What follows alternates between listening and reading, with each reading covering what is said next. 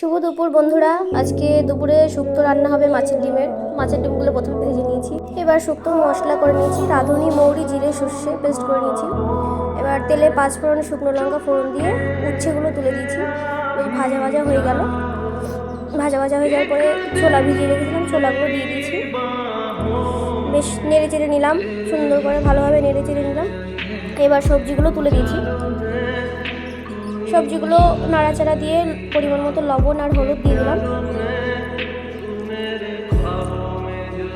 ভালোভাবে নেড়ে চেড়ে একটু আদা বাটা দিলাম। তারপরে গরম জল দিয়ে দিয়েছি। এবার সুন্দর করে ঢেকে রেখে সেদ্ধ করেছি। সেদ্ধটা হয়ে গেলে তারপরে মাছের ডিমের ভাজাগুলো দিয়ে দিলাম। এবার সেই মশলাগুলো দিয়ে দিলাম। মশলাগুলো হয়ে আসলো, সেদ্ধ হলো, ভালোভাবে ফুটেছে। তারপরে দুধ দিয়ে দিয়েছি। পরিমাণ মতো একটু মিষ্টি, পরিমাণ মতো ঘি। ব্যাস আমাদের শুক্তো হয়ে গেল।